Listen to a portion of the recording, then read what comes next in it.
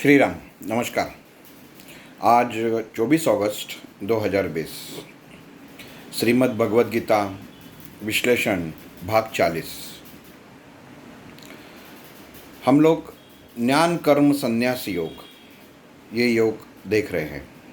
इसका विश्लेषण अभी हम लोग कर रहे हैं। भगवान श्री कृष्ण अर्जुन को समझाते हुए स्वयं वो क्या है, उनकी खुद की पहचान क्या है और कर्म क्या है, ये अर्जुन को समझा रहे हैं। मनुष्य जीवन में कभी कभी ऐसा समय आ जाता है कि इंसान कृति करता है, लेकिन वो कृति सही है या गलत है, इसके बारे में वो ज़्यादा सोचता है। तो यहाँ पे भगवान श्री कृष्ण अर्जुन को वही समझा रहे हैं कि मनुष्य को केवल कर्म करना चाहिए, लेकिन जैसे ही वो कर्म, कोई भी कर्म हो, उसका फल तो मिलना ही है। लेकिन अगर फल की अपेक्षा करते हुए आप कर्म करते हो तो वो सही नहीं है। वास्तव में कर्म तैसे फल, जैसा कर्म है वैसा ही फल, ये सृष्टि का नियम है। हम लोग देखते हैं कि बहुत सारे लोग, कोई भी अगर कृति करनी हो, अगर हम लोग किसान की बात लेते हैं, जब वो बीज बोते हैं ज़मीन में, अगर उस समय वो सोचे कि अगर ये फसल नहीं आई, बारिश ज़्यादा हो गई, बारिश कम हो गई और ये फसल अगर ठीक से उगती नहीं है तो मुझे मुनाफा नहीं होगा, अगर ऐसी सोच करते हुए अगर वो किसान कोई बीज बोता है तो वो सही नहीं है। मनुष्य जीवन में कर्म, उससे कर्म अपने कर्मों को और अपनी कृति को कोई भी सोचे बिना, कोई भी समझे बिना, कोई भी फल प्राप्ति की अपेक्षा किए बिना करना जरूरी है। भगवान श्री कृष्ण अर्जुन को यही समझाने की कोशिश कर रहे हैं। अगर कोई विद्यार्थी, कोई छात्र उसकी परीक्षा देता है और पूरे साल भर वो मेहनत करके पढ़ाई करता है, और जब परीक्षा हो जाती है तो कुछ छात्रों को पता चलता है कि वो अच्छी मार्क से अगली कक्षा में गए हुए हैं, और कुछ छात्र ऐसे रहते हैं कि वो वही रह जाते हैं, नापास बोलते हैं उसको, पास नहीं होते। लेकिन अगर जो नापास होते हैं, आगे नहीं जाते, उन्होंने पढ़ाई करते समय ही ऐसे सोच लिया कि मैं क्यों पढ़ाई कर रहा हूँ, मुझे तो कुछ आता ही नहीं है, तो ये गलत बात हो गई।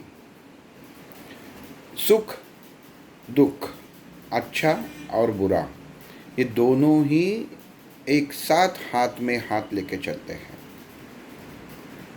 अब जो भगवान श्री कृष्ण ये समझा रहे हैं, उनका ही उदाहरण हम लोग देखते हैं कि जब ये युद्ध शुरू होने से पहले वो कौरवों के सभा में गए, जिसे कृष्ण श्रेष्ठाई करके महाभारत में बताया है, और उनका स्वागत हुआ कि कुछ भगवान श्री कृष्ण उनसे बात करने आए हैं। लेकिन जो सुझाव भगवान श्री कृष्ण ने दुर्योधन के सामने, कौरवों के सामने रखा, तो वो तैयार नहीं हुए, तो उनका अपमान भी हुआ। अब यहाँ पे ना इसके भगवान श्री कृष्ण का कोई खुद का फायदा था, ना उन्होंने ये कर्म कोई फल की अपेक्षा से किया था? कुछ नहीं किया था। वो केवल मध्यस्थी के रूप में कोई भी कर्म फल की अपेक्षा किए बिना ये शिष्टाई करने के लिए कौरवों के पास गए हुए थे। एक तरफ उनका मान भी हुआ तो दूसरी तरफ तुरंत अपमान भी हुआ, लेकिन उन्होंने दोनों हंसते हंसते स्वीकार कर लिया। और यही भगवान श्री कृष्ण अर्जुन को समझा रहे हैं कि मनुष्य को जीवन में कर्म करते वक्त ये कर्म का फल क्या है ये सोचना नहीं है, वो कर्म करना ही है। तो अर्जुन अर्जुन ही है, उसके वो संभ्रमित अवस्था में तो वो श्री कृष्ण को सवाल पूछता है। अभी देखिए कितना बच्चों जैसा सवाल वो श्री कृष्ण को पूछता है। वो श्री कृष्ण को पूछता है कि हे केशव, मुझे बता दे, अगर मैं किसी के बारे में गलत सोचूं, किसी के बारे में बुरा चाहूं, किसी की मैं बुराई करूं, तो उसका फल क्या मुझे अच्छा मिलेगा? अगर तुम बोल रहे हो कि अच्छी और बुरी ये दोनों बातें, दोनों सोच एक साथ हाथ लेके चलती है, हाथ हाथ में डाल के, तो मैं किसी के बारे में अगर बुरा चाहूँ तो उसका मुझे सुख भरा कर्म फल कैसा मिलेगा? तो इसका जवाब भगवान श्री कृष्ण देते हैं कि मनुष्य के जीवन में उत्पन्न होने वाले विचार वही कर्म का फल निश्चित करते हैं। अभी कभी कभी कोई इंसान चोरी मारी लुटमारी करके, जिसे हम लोग आज के ज़माने में 2 नंबर का पैसा कहते हैं, किसको क्या नंबर दिया हुआ है ये भगवान जाने और वो आदमी जाने, लेकिन किसी से लूटी हुई संपत्ति, किसी को फंसा के जो संपत्ति इकट्ठी की हो उसी द्वारा बहुत सारी जमा राशि करता है। और एक दिन कोई मंदिर जाता है, कोई ऐसी धार्मिक संस्था में वो संलग्न होता है कि वहाँ पे जाते अन्नदान करता है, उसका वो गरीब लोगों को कपड़ा देता है, अनाज देता है, तो लोग उसको वाह कहते हैं कि कितना दयालु है, सोचता नहीं है, पैसों के बारे में सोचता नहीं है, हम जैसे गरीब लोगों का वो अन्नदाता है। लेकिन वास्तव में जो धन उसने चुराया है, जिसकी चोरी की है,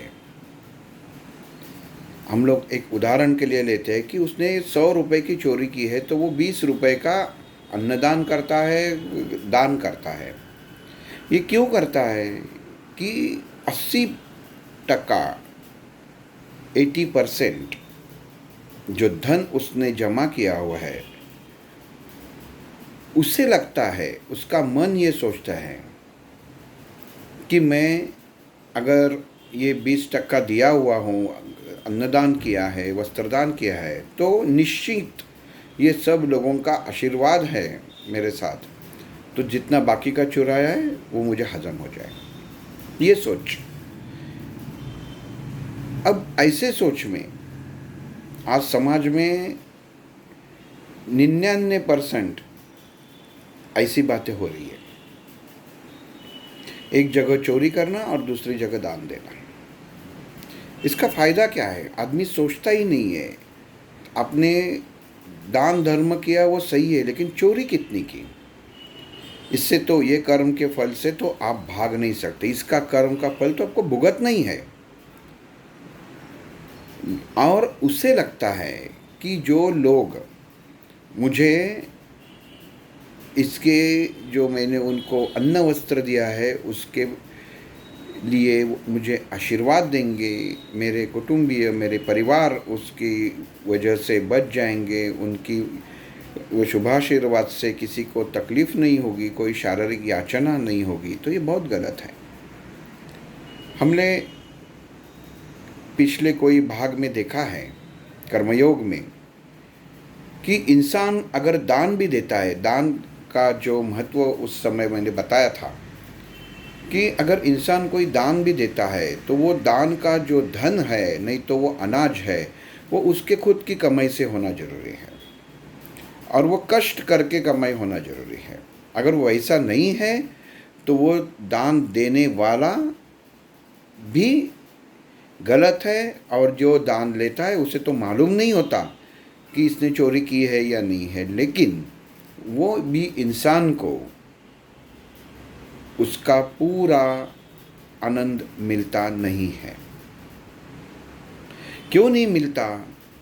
क्योंकि जहाँ से, जिस बुराई से, जिस गलत काम से ये धनराशि जमा की है, उसका गुण वैसा ही रहता है। मराठी में उसको अन्न का गुण कहते हैं, अन्नाचा गुण ऐसा कहते हैं कि जैसा अनाज है वैसा ही उसका गुण है। इसके लिए भगवान श्री कृष्ण ने अर्जुन को वही कहा कि हे पार्थ, तुम ये समझ लो कि तुम भाग जाओगे, तुम लड़ोगे नहीं, तुम संन्यास प्राप्त करोगे, तो ये केवल तुम्हारी ही गलती नहीं है, ये बहुत बड़ी तुम्हारी क्षत्रियता की, तुम्हारी वीरता का ये अपमान है। क्योंकि जो तुम्हारा पिंड है, जो तुम्हारा धर्म है, जो तुम्हारा कर्म है, वो तुम्हें करना ही पड़ेगा।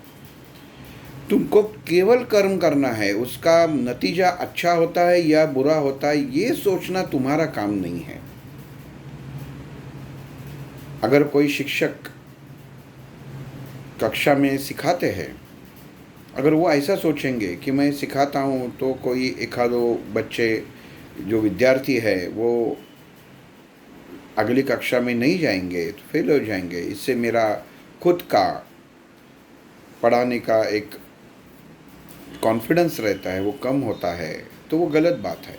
शिक्षक शिक्षक है, उनका काम वो उनको करना है, सबको सही सीख देनी है। जो प्राप्त कर लेता है वही आगे जाता है। ज्ञान तो सबको एक जैसा ही मिलता है, लेकिन सबका पहला नंबर नहीं आता। हर इंसान की ज्ञान की, सोचने की, जो अपने कान पे पड़ा हुआ है उसके सहने की और वो समझने की ताकत अलग अलग रहती है। भगवान परमात्मा ये सब समझ लेता है, हमें केवल कर्म करना चाहिए, ये भगवान श्री कृष्ण कह रहे हैं। उसके सिवा हम लोगों को कोई भी चीज़ याद नहीं रखनी चाहिए।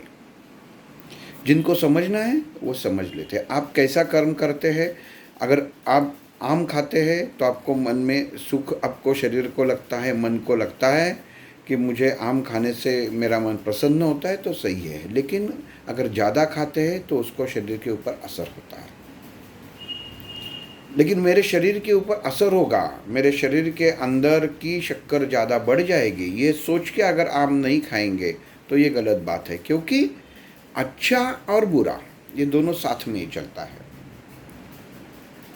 आजकल हम लोग देखते हैं कि इतने वृद्धाश्रम खुले हुए हैं, बहुत सारे वृद्धाश्रम खुले हुए, बहुत बुरी बात है।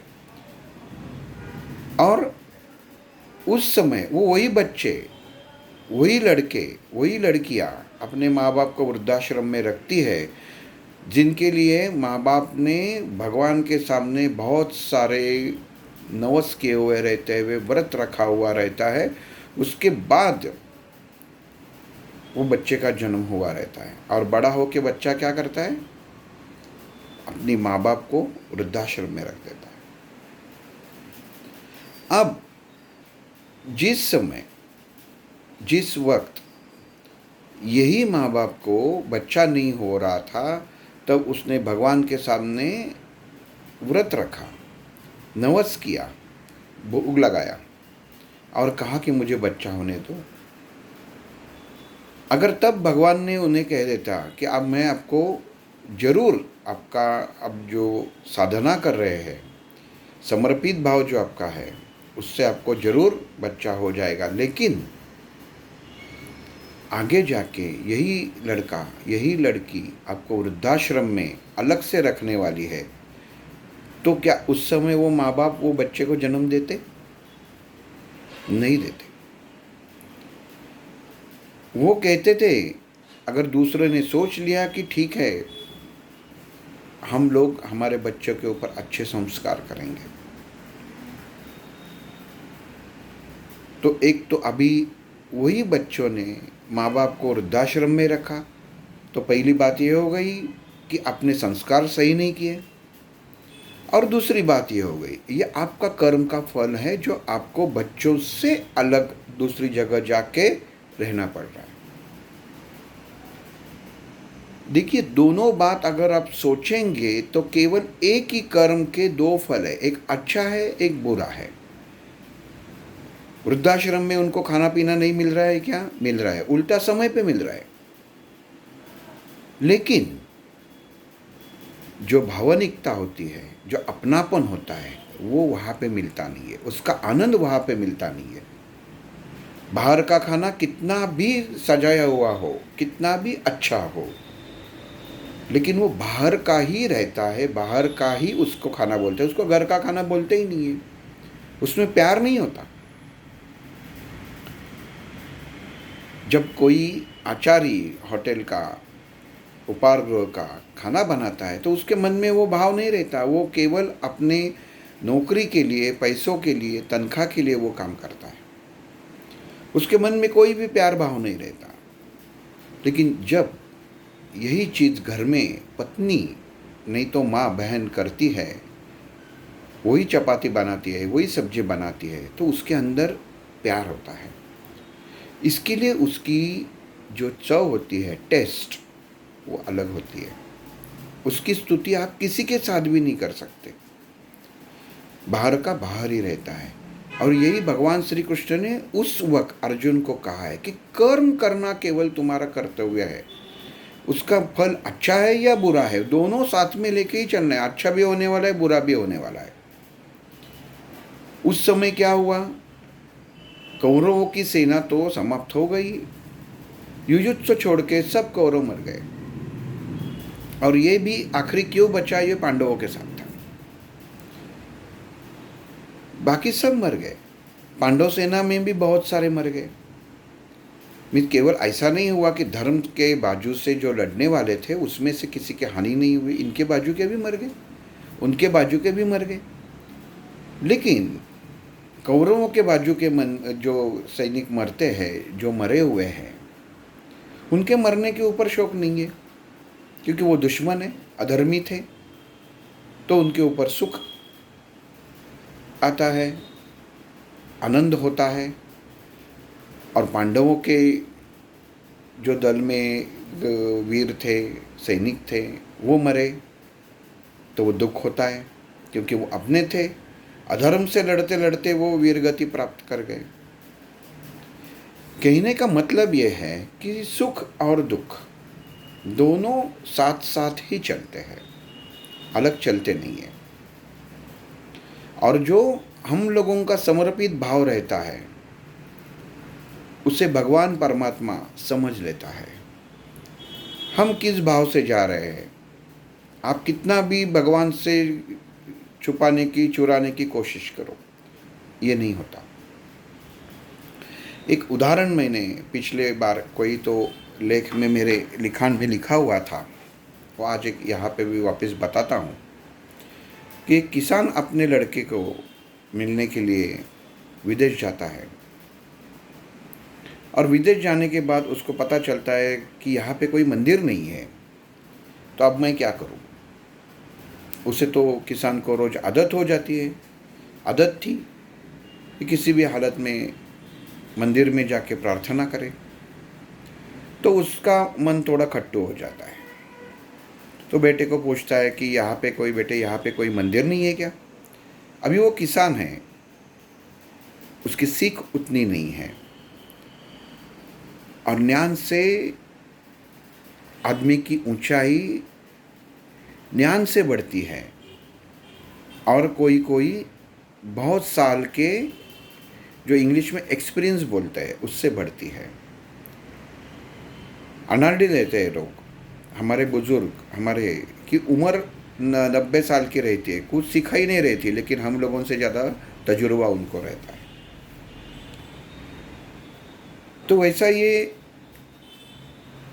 किसान अपने बेटे के यहाँ पे जाता है और बेटे को बोलता है तो कुछ तो कर, मुझे तो ये यहाँ पे अच्छा नहीं लग रहा। तो बेटा सोचता है ठीक है, एक काम करो पिताजी, यहाँ नज़दीक एक चर्च है, आप वहाँ पे जाओ और आपको कुछ दिक्कत नहीं आएगी, क्योंकि जो उसके धर्मगुरु है वो हिंदी भी जानते हैं, इंग्लिश भी जानते हैं। तो आप वहाँ पे जाइए और प्रार्थना कीजिए। वो किसान बहुत खुश हो जाता है, बोलता है कि चलो यहाँ पे कुछ ना कुछ है। तो जाके देखता है सब लोग बैठे हुए हैं और शांत बैठे हुए हैं, और वो धर्मगुरु इंग्लिश में बोल रहा है, उनके जो धर्म की बातें हैं वो समझा रहे हैं, लोगों को ज्ञान दे रहे हैं। लेकिन इसको कुछ समझ में नहीं आता जब उनकी ये, लेकिन जो किसान है वो इतना समझता है कि ये कुछ धर्मगुरु है जो बोल रहे हैं, बाकी सब सुन रहे हैं, इसका मतलब ये कुछ महत्वपूर्ण रहेगा, तो हम मुझे भी सुनना चाहिए। इसके लिए वो भी आराम से शांति से सुनता बैठता है। थोड़ी देर में वो धर्मगुरु सबको बोलते कि अभी आप प्रे करो, प्रार्थना करो, मैं जैसे बोलता हूँ वैसा आप करो। अब यहाँ पे सबसे बड़ी बात ये थी कि किसान को तो इंग्लिश आती ही नहीं थी, मन में इच्छा तो बहुत थी। तो जब धर्मगुरु बोलते हैं कि अभी मैं प्रे चालू करता हूँ तो आप सब मेरे साथ चलो, ये इंग्लिश में कहते हैं, तो इसे कुछ समझ में नहीं आता। लेकिन जब सब धर्मगुरु के साथ प्रे करना चालू कर देते हैं तो इसके समझ में आता है कि ये कुछ प्रार्थना चल रही है और ये इंग्लिश में है जो मुझे नहीं आता। लेकिन वो किसान भी छठी कक्षा तक पढ़ा हुआ रहता है, तो उसे केवल ABCDEFG Z तक आती है। तो जैसे ही सब प्रे चालू करते हैं, ये चालू मुंह से चालू करता है ABCDEFG ABCDEFG ABCDEFG HIJKLMNOPQRSTUVWXYZ, बस इतना ही चालू करता है, उसको उतना याद रहता है। इंग्लिश का इतना ही ABCD जो बोलते हैं शुरुआत के अक्षर उसको याद रहते हैं। अब सब एक प्रार्थना कह रहे हैं और इसका ये ABCD कहना सब लोगों को प्रार्थना में डिस्टर्ब हो जाता है, हलचल हो जाती है कि अरे ये अलग से आवाज़ आ रहा है। तो धर्मगुरु उसको बोलते हैं कि आप पागल हो, हम लोग यहाँ पे प्रे कर रहे हैं, अगर आपको आती नहीं तो आप शांत बैठो, इससे भगवान दुखी हो सकते हैं। आप ये ऐसी बातें मत करो, आप शांत रहो, आपको उसका फल मिल जाएगा। लेकिन वापस जब प्रार्थना चालू करते हैं तो किसान को ये समझ में नहीं आता, क्योंकि वो इंग्लिश में बात कर रहा था, उसको कुछ नहीं, जैसे ही चालू करते वो वापस ये चालू हो जाता है। तो धर्मगुरु बहुत गुस्सा हो जाते हैं, उसको बोलते हैं आप बाहर चले जाओ, यहाँ पे आपको रुकना नहीं है। तो क्योंकि प्रार्थना जो चल रही थी उसके बीच बीच में रुकावट चालू हो रही थी, क्योंकि इसका आवाज़ एक गांव से आया हुआ, लेकिन आवाज़ में बहुत दम था। तो इसका जब ABCD चालू करता था तो आवाज़ सबसे बड़ा आ जाता था, और कुछ प्रार्थना ऐसी होती कि उसका आवाज़ भी शांत जैसे हो जाता है, वो सही रहता है वो। लेकिन इसे वो जानकार नहीं, इसको इतना मालूम था ABCDEFG। बस वो देखता है कि ये मुझे बाहर जाने के लिए कह रहे हैं, वो नमस्कार करता है और बाहर चला जाता है। अब देखिए, ये यहाँ पे आके कथा समाप्त नहीं होती। होता क्या है, उस वक्त रात को जीसस यीशु वो धर्मगुरु के सपने में जाते हैं और उससे कहते कि तुमने इसे बाहर क्यों निकाला, ये भी मेरा भक्त था, इसे बाहर क्यों निकाला। तो वो कहता है कि नहीं, आप तुम कल उसको वापस बुलाओ, वही उसका जवाब तुमको दे देगा। तो धर्म गुरु सोचने लगते हैं कि खुद मेरे सपने में आके जीसस ने बताया, उसमें कुछ तो अर्थ रहेगा। तो वापस वो जो किसान होता है उसको बुला के कहता है कि आप आज भी प्रार्थना को शामिल हो जाओ। दूसरे दिन भी प्रार्थना चालू हो जाती है, प्रार्थना कही जाती है। किसान जैसा उसको ABCDFG आता है वो कहना चालू कर देता है, और वापस उसी समय भी ये धर्मगुरु मन से थोड़ा अशांत हो जाता है,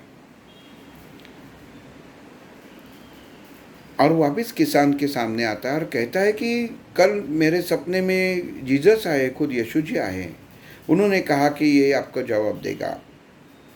तो मैं जानना चाहता हूँ कि इसमें से क्या जवाब है। और इस वक्त क्या होता है कि ये जो धर्म गुरु है वो किसान से हिंदी में बात करते हैं कि जो उसको समझ में आ जाए इसमें। तो किसान उसको जवाब देता है कि हे आचार्य, हे धर्म गुरु, मैं आपको प्रणाम करता हूँ। पहला, ये जो आप प्रार्थना प्रे ये जो कह रहे हैं ये मुझे आती नहीं है, ये मैं मानता हूँ। मैंने आप जब लोग प्रार्थना कर रहे थे तो मैं ABCDFG करता था, बीच में कहता था, उससे आप लोगों को बीच बीच में रुकावट आ गई, इसकी मैं क्षमा चाहता हूँ। लेकिन मैं केवल इतना जानता हूँ कि जिसकी भी आप प्रार्थना कर रहे थे और जो भी जिसने भी ये प्रार्थना लिखी है, प्रार्थना कितनी भी लंबी हो, कितनी भी बड़ी हो, ये जो लिखी है, उस प्रार्थना में जो मैं कह रहा था उससे A से Z तक जितने शब्द है वो सब आते हैं। क्या कहा मैंने? कि वो प्रार्थना में A से Z तक ABCDFGHIJKLMNOPQRSTUVWXYZ ये सब शब्द वो प्रार्थना में आते हैं। मुझे इतना मालूम है कि जो प्रार्थना ये शब्द से बनाई है, इसका मतलब है ये शब्द का अर्थ का वजन है, और जिससे सामने में मेरा सर झुकता है वो प्रार्थना कबूल कर लेगा। मैं उससे पूरी भाव से समर्पित हूँ तो वो खुद प्रार्थना बना के सुन लेगा। फिर धर्मगुरु को यीशु जी ने क्या बताया और उसकी गलती कहाँ पे हो गई उसका पता चल जाता है। कि कोई भी इंसान भगवान के प्रति कैसे भी समर्पित हो जाए, कैसे भी सेवा करें, वो सेवा, वो आवाज़, वो आर्तता, वो मन का विचार स्वच्छ सच्चा हो, भगवान के प्रति ही पूरा हो, तो भगवान उसे समझ लेता है, वो खाली नहीं जाता। और यही बात भगवान श्री कृष्ण अर्जुन को यहाँ पे कह रही है कि तुम केवल कर्म करो। तुम्हें लगता है ना कि तुमने मारकर हत्या की है, तुम्हें हत्या का पाप लगेगा, लेकिन अगर तुम मुझ में समा जाते हो, जैसे भगवान श्री कृष्ण ने अर्जुन को कर्मयोग में कहा था कि मुझ में समा जाओ, तो वो मेरी जिम्मेदारी है, मेरी जवाबदारी है कि तुम्हारा जो कर्म है, तुम जो धर्म युद्ध लड़ने जाओगे, तुम्हारे क्षत्रिय धर्म का तुम जो पालन करोगे, उसका फल कैसा देना है ये मैं तय करूंगा। इसके आगे भगवान श्री कृष्ण अर्जुन को क्या कहते हैं, कर्म फल कैसा काम करता है। हम लोग सोचते हैं, बहुत सारे लोग, कल ही हमारे एक दोस्तों के कि भगवान नहीं है, गॉड क्या है। पत्थर में मूर्ति होती है, जरूर होती है। शिल्पकार को कैसे पता चलता है इसके अंदर मूर्ति है, हम लोगों को पता नहीं चलता। जो अनचाहा जो भाग है वो पत्थर का, वो निकाल देने के बाद मूर्ति अपने आप प्रकट हो जाती है। केवल आपको नज़र चाहिए वो देखने के लिए, वो सोचने के लिए। और ये कब आती है? अपना भाव पूरा समर्पित हो तब। अब भगवान श्री कृष्ण अर्जुन को यही ज्ञान कर्म संन्यास योग में आगे क्या बताता है, कल देखेंगे। श्री राम।